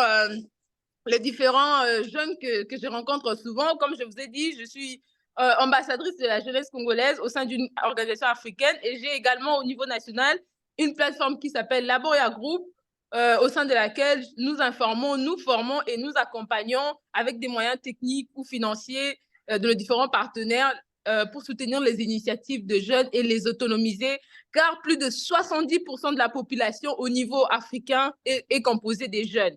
Et donc, il est impossible de bâtir une Afrique prospère, une Afrique développée, émergente, sans pour autant tenir compte de cette masse importante, cette masse démographique qui est la jeunesse, avec une particularité vers les femmes. Et donc, voilà un peu les différents mots que j'ai voulu partager avec vous. Et en conclusion, je signale que j'ai vraiment dû couper court pour aller très rapidement et tout, parce que vraiment, s'il faut vous parler de mon histoire, c'est beaucoup de choses à dire, mais vous pouvez trouver quelques éléments sur Google. Si vous tapez juste mon nom, Rosiane Kabangou, il y a des articles où il y a des articles qui ont été rédigés sur moi, où je parle de mon parcours, avec vraiment détail, hein, pour ne pas abuser de ce temps précieux qui m'a été accordé. Donc, vous pouvez trouver sur Google.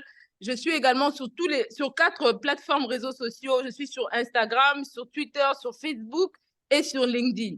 Donc, il suffit de taper Rosiane Kabangou, vous allez voir mes activités, ce que je fais. Si vous avez des questions, n'hésitez pas. Je reste à votre disposition. Et donc, pour aujourd'hui, je vous dis merci et je reste là. S'il y a des questions, n'hésitez pas. Merci énormément, coach Josiane. Est-ce qu'on peut donner des cœurs pour ce magnifique partage de coach Josiane Kabangou, qui partage avec nous depuis Kinshasa, j'imagine, depuis la République démocratique du Congo. Très, très, très, très bon partage.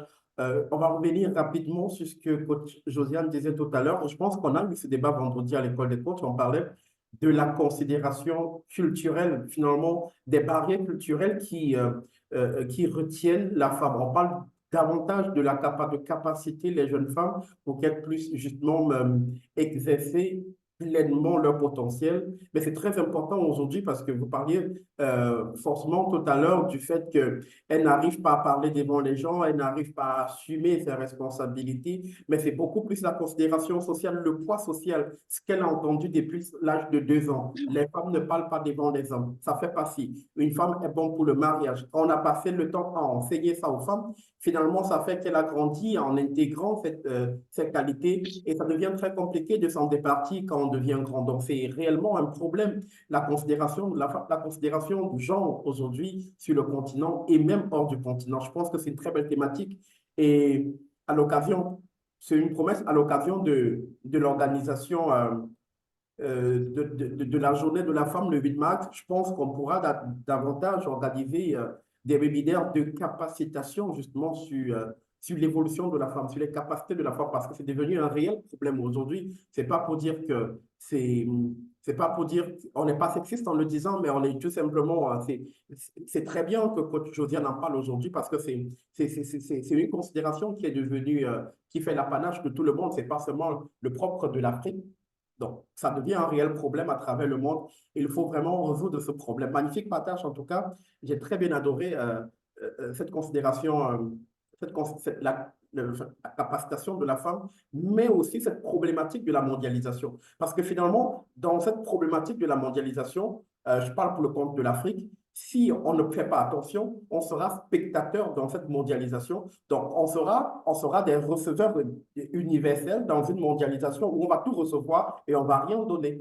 Pourtant, la mondialisation, c'est un carrefour du donner et du recevoir. Mais si on n'a rien à offrir, on va être des receveurs universels. Donc, il faut travailler ses capacités, il faut travailler ses qualités pour pouvoir apporter quelque chose sur le marché de la mondialisation. C'est très bien. J'ai également beaucoup apprécié la fleur que vous avez faite à la mondialisation parce que c'est un réel problème aujourd'hui sur le continent. Eh bien, je pense que le temps est donné, hein, les contributions et les réactions. Mais avant la première question que je vais poser à coach Josiane, parce que je suis très attentif sur les questions déjà de capacitation des femmes, mais surtout des jeunes, parce que je pense que l'entrepreneuriat, c'est la porte de sortie.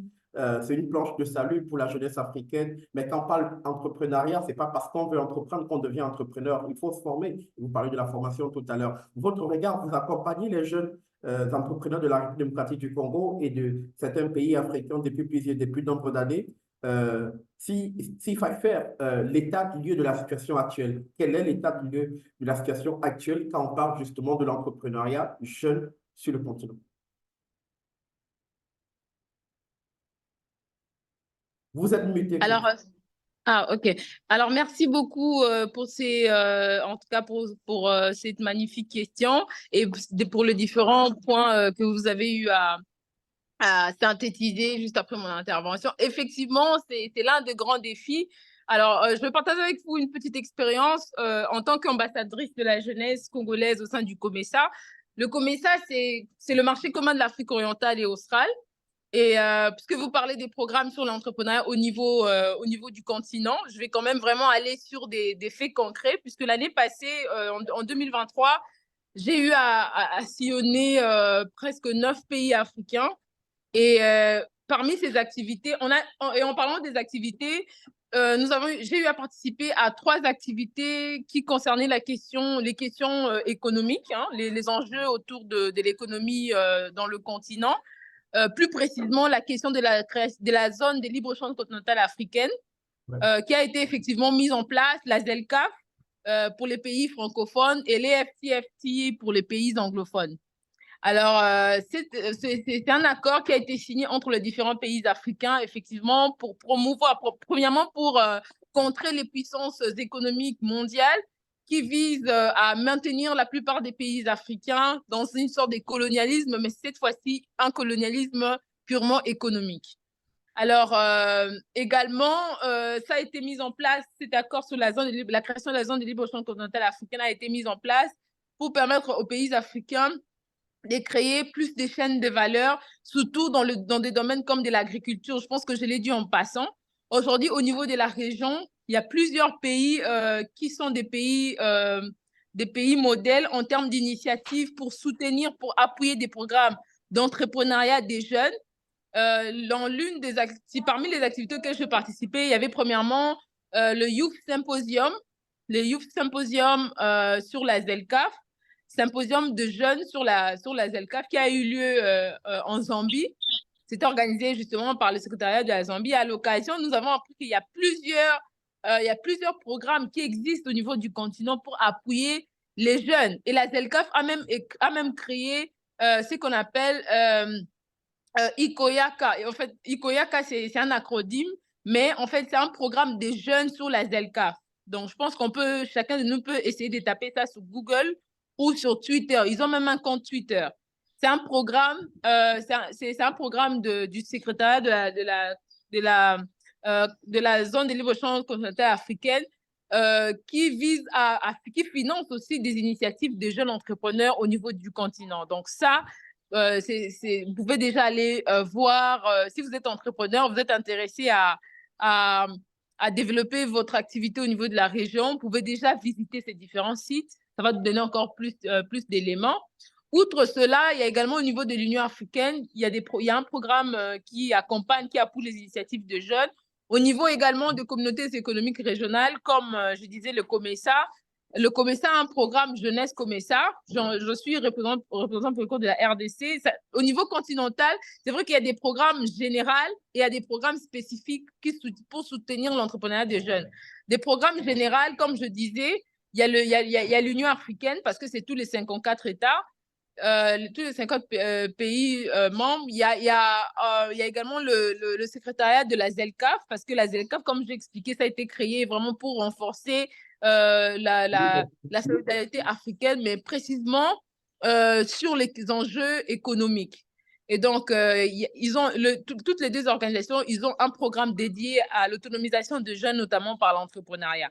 Donc, il suffit juste d'aller sur leur site, vous allez trouver de l'information à flot et vous pourrez tirer des programmes ou des projets qui intéressent votre domaine. Si vous êtes dans l'environnement, si vous êtes dans l'agriculture, si vous êtes dans le numérique, dans la tech, dans tout ce qui est NTIC, si vous êtes, peu importe le secteur, ou dans les énergies renouvelables, peu importe le secteur dans lequel vous êtes, vous pouvez trouver quelque chose, des programmes, des initiatives qui sont dans votre domaine et ça peut vous aider. Alors, ça, c'est au niveau du continent africain d'une manière générale. Alors, d'une manière spécifique, ça veut dire au niveau des sous-régions. Nous avons, par exemple, les pays de l'East African Community, les pays de l'Afrique de l'Est. Ils ont également un programme pour appuyer l'entrepreneuriat des jeunes. Vous allez au niveau des pays de la communauté qui s'appelle la SADC. La SADC, c'est 16 pays qui sont membres. Et là, c'est la communauté de développement de l'Afrique centrale. Donc là-bas, il y a également des programmes pour promouvoir l'entrepreneuriat des jeunes, l'autonomisation des jeunes en général, et même des femmes, et aussi l'autonomisation des femmes et aussi l'autonomisation des jeunes. Vous allez également au niveau de la CEAC, la Communauté économique des États de l'Afrique centrale. Là également, il y a des programmes pour appuyer l'autonomisation des jeunes par l'emploi et par l'entrepreneuriat. Donc, tout dépend de quel domaine, dans quel aspect, en tant qu'entrepreneur, vous voulez avoir des opportunités qui pourront effectivement vous être bénéfiques. Alors, outre cela, il y a également au niveau de la francophonie, pour le pays francophone, il y a également un programme qui existe qui appuie les initiatives de jeunes entrepreneurs. Donc, vraiment, je vous invite à aller à la quête des informations. Vous allez trouver des opportunités taillées sur votre mesure, selon votre besoin, selon ce que vous voulez, selon ce que vous voudrez bien trouver comme opportunité pour votre secteur, pour développer votre secteur. Et en parlant de la mondialisation, je vais chuter par là. Il y a un élément très important qu'il faut mentionner, c'est qu'aujourd'hui, peu importe le domaine dans lequel vous êtes, c'est très important de toujours avoir une stratégie de réseautage. Pourquoi? Parce que de plus en plus, des pays africains sont en train d'avancer avec une stratégie de solidarité, avec une stratégie de solidarité où les efforts sont mis ensemble, les forces sont mises ensemble pour promouvoir un développement, une émergence, une prospérité partagée. Donc, au niveau de toutes ces communautés économiques régionales, il y a dernièrement aussi, l'une des activités auxquelles j'ai participé au niveau du continent, c'était la foire internationale la foire internationale, c'était en anglais, Inter-African Trade Fair, donc foire internationale des pays africains. C'était aussi organisé par plusieurs partenaires, notamment l'Union africaine et les secrétariats de la ZLECAf. Alors, ça a été organisé, c'était en Égypte. Et là, il y avait tous les pays africains qui avaient leur pavillon. Le Cameroun aussi était là. Il y avait plusieurs pays, le Ghana et tout. C'était vraiment des expositions. Chaque pays avait un pavillon et il pouvait exposer ses produits ou ses entrepreneurs et tout. Et ces initiatives, ça s'organise toutes les années. Et donc, si vous êtes entrepreneur, vous voulez développer votre activité dans un environnement régional, c'est important d'aller vraiment chercher l'information au niveau des différentes organisations régionales, internationales qui existent et de voir quel est le programme qui vous convient le mieux. Et après, si vous avez des difficultés sur comment s'y prendre et tout, nous sommes là. Donc, c'est ce que j'ai fait au niveau de la RDC et je suis également consultante au niveau international. Je suis, en tant qu'avocate d'affaires, j'accompagne dans la création et dans le développement d'affaires pour les jeunes entrepreneurs au niveau du Congo et au niveau du continent. Donc, voilà un peu brièvement ce que je peux partager avec vous en ce qui concerne les opportunités qui existent au niveau de la région pour les jeunes entrepreneurs. Merci. Merci beaucoup, coach. On va revenir. Juste un petit détail. Mon nom, c'est Rosiane. J'entends souvent Josiane, oui, c'est Rosiane. Et je salue, j'avais vu une Josiane parmi nous, je la salue en passant. Il y a coach Josiane aussi, je la salue en passant, mais moi, c'est Rosiane. Ok, bah, j'avoue que c'est la première fois que j'entends Rosiane. Voilà, c'était la première fois. Et voilà. Ce sera plus la première fois la prochaine fois, définitivement. Ah oui, ça sera la deuxième. Ça sera la deuxième fois. Coach Kelvin, s'il vous plaît.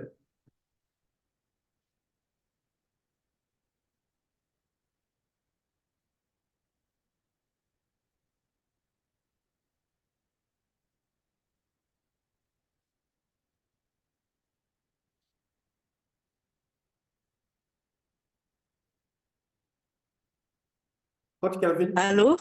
Ok, super. Ah, Alors, d'accord, ok. Oui, c'est bon, on m'écoute maintenant. Bonsoir, coach Rosiane. Vraiment un prénom spécial, magnifique et très original. Merci pour toutes les explications. Donc, j'étais très intéressée par tout ce que vous avez expliqué parce que je m'occupe de la jeunesse particulièrement au niveau de iLead. Et depuis qu'on a commencé les activités, je cherchais vraiment qui peut être une bonne connexion pour moi au niveau de la RDC. Et je disais dans le chat que je pense que c'est toi que je cherchais depuis. Mais je voulais comprendre un peu au niveau de l'accompagnement de la jeunesse, vous rentrez dans quelle tranche d'âge spécifiquement pour que je puisse savoir aussi comment je peux collaborer avec vous. Ah, ok. Alors, au niveau, en ce qui concerne la question de la tranche d'âge, nous nous alignons sur les exigences, parce que puisque c'est un programme continental, nous nous alignons sur les exigences de l'Union africaine. Dans la charte de l'Union africaine pour la jeunesse, il y a une tranche qui est bien précisée, c'est de 18 à 35 ans. Ouais, ça, c'est pour des programmes vraiment avec des programmes avec l'appui des organismes internationaux, parce qu'effectivement, tout le monde s'aligne un peu sur la charte. Vous voyez, au niveau, quand il y a des relations entre différents États, que ce soit des relations de collaboration, de partenariat et tout, il y a toujours des référencements, notamment juridiques, sur lesquels ils s'appuient. Donc, ce qui concerne la question de la tranche d'âge, il y a la Charte africaine de la jeunesse qui précise qu'il s'agit de 18 à 35 ans. Mais moi, au niveau de la RDC, par exemple, cette question-là est abordée à double volet. Ça veut dire quand ce sont des programmes qui sont lancés par ces différentes organisations internationales que je venais notamment de citer, là, nous allons vraiment sur leurs exigences en termes d'âge. Mais quand ce sont des programmes lancés au niveau national, de fois, nous sommes très flexibles parce que j'ai, par exemple, un partenariat avec d'autres organisations au niveau de la RDC qui travaillent sur des cibles moins âgées. Ça veut dire, eux, ils prennent des jeunes, mais des jeunes adolescents. Donc, des programmes de jeunes entre 10 et 17 ans. Ouais. Et du coup, comme moi, c'est pas forcément dans mon champ d'action en tant que représentant de la jeunesse au sein du COMESA, ce que je fais, c'est que quand il y a des programmes comme ça, je travaille avec des organisations qui ont un champ beaucoup plus étendu. Et là, effectivement, ça dépend des partenaires avec qui je travaille. Il y a des partenaires qui veulent avoir des tranches beaucoup plus... Il y a même des partenaires qui appuient des initiatives jusqu'à 40 ans. Vous voyez? Mais là, ce ne sont pas des initiatives des organisations africaines. Là, ce sont des activités. Ça peut être un bailleur de fonds, comme ici, dans le cas de la coopération belgo-congolaise, par exemple, tout comme de la coopération suédoise. Dans le cadre du Swedish Workplace Program, j'ai eu à coordonner un programme où les bénéficiaires, il n'y avait pas cette exigence en termes de critères d'âge. Vous voyez, donc ça dépend des bailleurs de fonds, ça dépend des différents programmes. Mais au niveau africain, quand c'est un programme lancé officiellement par ces organisations africaines, en tout cas, ils sont vraiment regardants sur la tranche d'âge jeunesse. Pour eux, au niveau de l'Union africaine, au niveau des institutions africaines, la jeunesse, c'est de 18 à 35 ans. Donc, voilà. Ok, super. Merci pour la précision. Parce que justement, au niveau de iLead, on va vraiment chercher les jeunes un peu plus bas. Donc, on va prendre les jeunes. On a un programme qu'on a nommé Je suis inarrêtable. C'est un programme qui prend les jeunes à partir de 7 ans. Et qui va vraiment développer. Parce qu'aujourd'hui, je pense que vous l'avez bien précisé, j'ai beaucoup aimé votre témoignage et votre parcours. Et je me retrouvais un peu, en fait, parce que je vais dire aujourd'hui, hier, je faisais ma présentation et je disais, par exemple, que j'ai un diplôme d'ingénieur, mais ce diplôme, je l'ai eu, en fait, pour faire plaisir à mon père.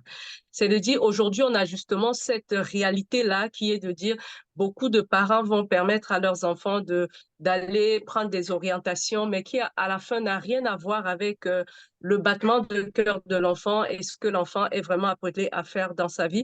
Donc, aujourd'hui, c'est vraiment un des piliers sur lesquels nous travaillons beaucoup au niveau de iLead.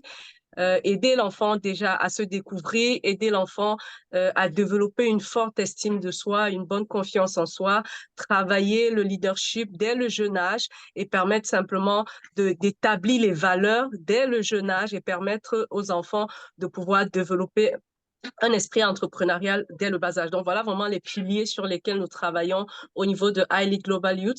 Donc, ça me ferait vraiment plaisir. Je vous ai laissé mon numéro WhatsApp dans le chat, en inbox. Ça me ferait vraiment plaisir de rentrer en contact avec vous. On verra comment collaborer pour pouvoir vraiment apporter plus de valeur à la jeunesse au niveau de la RDC et du monde, parce que iLead aujourd'hui, on va chercher 1 milliard. C'est notre rêve, 1 milliard de jeunes d'ici les 20 prochaines années. Merci beaucoup. Merci beaucoup. Merci. En tout cas, on est ensemble.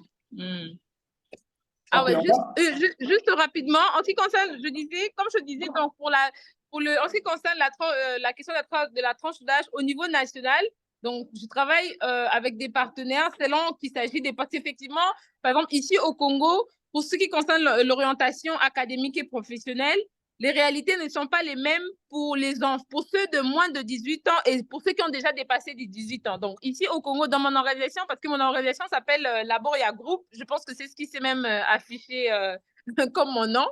En fait, dans mon organisation, nous avons ce programme, nous accompagnons les jeunes à l'orientation, mais c'est vraiment ciblé en 3 catégories. Donc, on a ceux qui sont inférieurs à 18. Donc, on prend, voilà, tous ceux qui ont un âge inférieur à 18, donc jusqu'à 17 ans, et eux, ils ont leur programme à eux, parce que leurs réalités sont différentes. Et on prend ceux qui sont à partir de 18 ans jusqu'à 23 ans. Parce que dans le système éducatif congolais, à 23 ans, entre 18 et 23 ans, c'est quand l'enfant est censé être à l'université. Et donc, ces réalités à lui sont différentes. C'est quand les jeunes, en fait, que nous encadrons, ils sont censés être à l'université. Donc, ces réalités à lui sont différentes de celui qui est en dessous de 17 ans. S'il faut prendre, par exemple, entre 7 et 17 ans, les réalités sont différentes. Vous voyez? Donc, du coup, eux, ils ont leur programme pour eux. Ceux qui sont entre 18 et 23 ans, ils ont leur programme pour eux. Et ceux qui sont tous ceux qui sont après 23 ans et plus, ils ont aussi leur programme pour eux. Parce qu'aujourd'hui, il n'y a pas seulement ce problème de... C'est vrai que vous avez bien souligné la question de l'orientation, c'est vraiment une question pertinente. eu égard à l'héritage colonial, des systèmes éducatifs que nous avons hérités des colons, c'est un sérieux problème. Mais au-delà de ça, il y a même un problème de réorientation. Et ça, c'est le programme que nous avons pour ceux qui sont au-delà de 23 ans. Pourquoi? Parce qu'aujourd'hui, il y a des gens, par exemple, j'ai fini mes études, effectivement, j'ai fait ce que je voulais, hein, pas forcément que j'ai été contraint par mes parents, j'ai fait les études que je voulais, mais il s'est fait que, bon, moi, je voulais, par exemple, faire l'art. Je pensais que je voulais faire l'art en ayant à l'idée que si je finis en tant qu'artiste, je vais bien gagner ma vie et tout. Et je m'identifiais plus aux artistes européens. Mais ce que je n'avais pas pris en compte, c'est que le système européen accorde beaucoup plus l'importance en termes de l'aspect économique et de budgétisation. Le budget que le gouvernement des pays européens réserve à la question de la culture, ce n'est pas la même chose que mon pays réserve, par exemple. Et donc, j'ai fini mes études, j'ai fait de l'art, je suis artiste, mais je ne sais pas, par exemple, gagner ma vie avec ce travail-là d'artiste. Ici, je ne dis pas que forcément les artistes ne gagnent pas la vie, mais je donne un exemple pour dire que souvent, moi, par exemple, dans mes consultations, des fois, je reçois des gens, il est dans la 3e tranche, donc 24 ans et plus, au-delà de 23 ans. Il a fini ses études. Effectivement, c'était sa passion. Je voulais bien devenir artiste, peintre. Je suis passionnée de la peinture, ceci, cela. Mais ce qu'il a oublié, c'est que les réalités économiques de son pays fait en sorte que ce domaine-là qui était sa passion n'était pas le domaine où il aurait pu émerger dans les années qui suivaient sa formation. Et je vais encore prendre un autre exemple en termes des secteurs par rapport aux réalités ici au Congo. En RDC, jusqu'en 2015, nous étions sur le régime de monopolisation en matière des assurances. Et donc, dans les années 2010, 2011, 2012, 2013, les jeunes, par exemple, universitaires, ne trouvaient pas la pertinence d'aller se spécialiser en matière des assurances. Pourquoi? Parce que les systèmes, c'était les systèmes de monopole. Donc, la question de la matière d'assurance était abordée par une seule société et c'était la société de l'État. Donc, les privés n'avaient pas le droit d'ouvrir des sociétés dans le domaine des assurances. Pourquoi? Parce que c'était l'apanage de l'État. On était sous le système de la monopole. Et donc, en 2015, il y a eu une loi sur la libéralisation du secteur des assurances. Et donc, ces faits juridiques ont donné une incidence sur l'économie du pays, sur le marché de l'emploi, sur les opportunités même pour les entrepreneurs dans ces secteurs-là.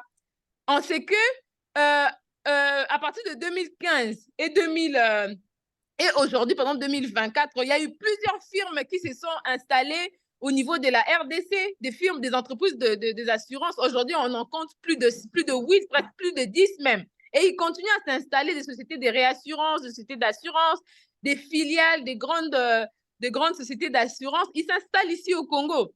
Et c'est là est une opportunité maintenant pour les gens de s'intéresser au niveau des de s'intéresser au secteur des assurances. Alors que avant 2015, c'était pas intéressant, tu vois. Quelqu'un ne voyait pas l'intérêt. Et donc, le fait d'avoir ces informations-là, c'est qui vous permet de faire une meilleure réorientation sur ce que vous voulez faire. Alors, tenons compte de ces différentes réalités que nous, au sein de notre organisation, Laboria Group, nous avons eu à concevoir ce programme-là, mais c'est vraiment un programme global, mais réparti en 3. Donc, on a un programme pour ceux d'avant, pour ceux d'avant l'âge majeur, donc avant 18 ans, pour ceux qui ont 18 ans et 23 ans, et pour ceux qui ont plus de 23 ans, donc 24 ans et plus, parce que les réalités, pour la plupart des cas, sont différentes. Donc, j'ai voulu juste épingler aussi cet aspect, mais pour signaler qu'effectivement, je vais enregistrer votre numéro, comme ça nous allons échanger les coordonnées. Effectivement, on pourra trouver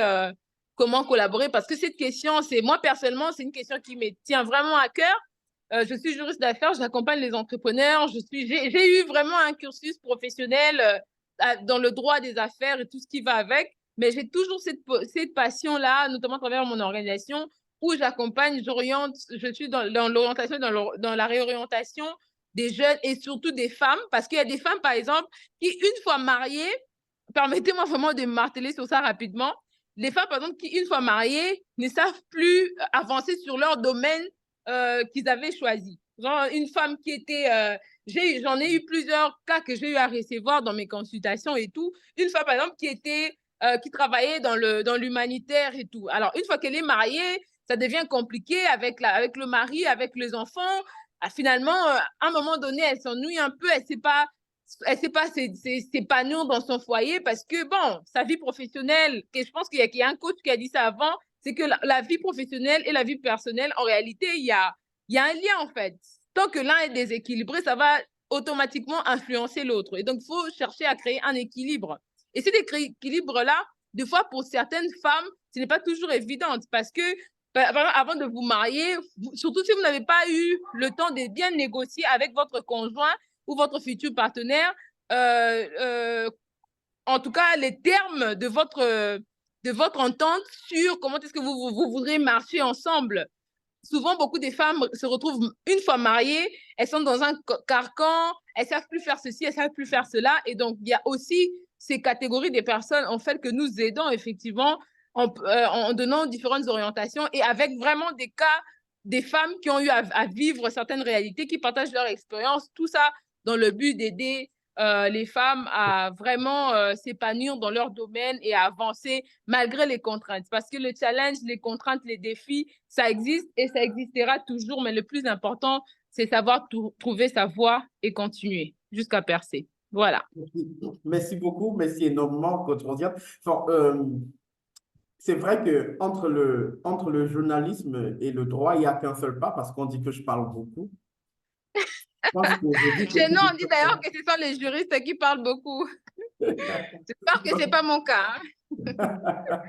Ben, je pense que ceux qui disent que je parle beaucoup aujourd'hui ont trouvé pointure supérieure à ma pointure. Voilà. Oh là là, je dois réduire alors. Ce qu'on va faire, Rosiane, c'est je vais essayer de vous reprogrammer pour le premier dimanche du mois de février pour ce webinaire et on va aborder d'autres problématiques relatives bien évidemment à la jeunesse et à la capacitation, à l'autonomisation de la femme. Ce sont des sujets qui me passionnent énormément, justement, énormément. J'en ai fait énormément de documentaires là-dessus. Ce sont des questions qui me passionnent énormément. On va en parler le premier dimanche du mois de février. Voilà, j'aimerais bien avoir votre contact pour qu'on essaye de préparer ça en offre. Vous êtes muté, coach. Ouais, je disais, en tout cas, il n'y a pas de souci. Nous sommes là pour servir avec beaucoup de plaisir. Je reste à votre disposition. Ok, super. Alors, alors qu'il est exactement à quelle heure? Ouais, je crois qu'il est exactement 15 heures passées de 49 minutes ici à Douala. On va se dire au revoir. On va mettre la clé sur le paillasson.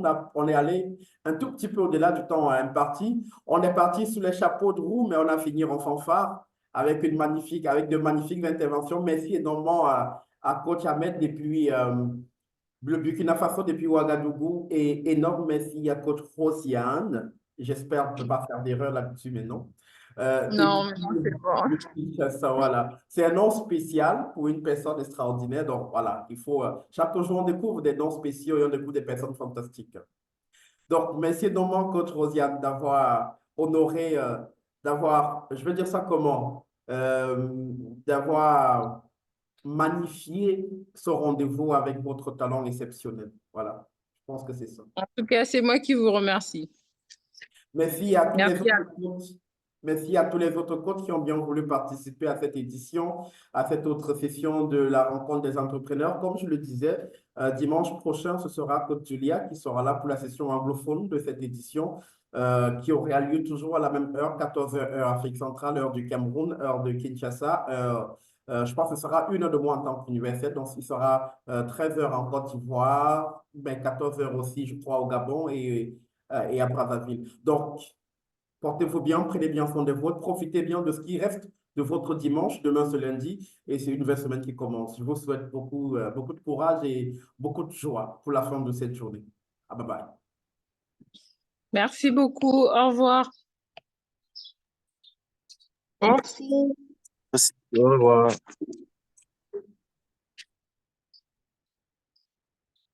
Merci.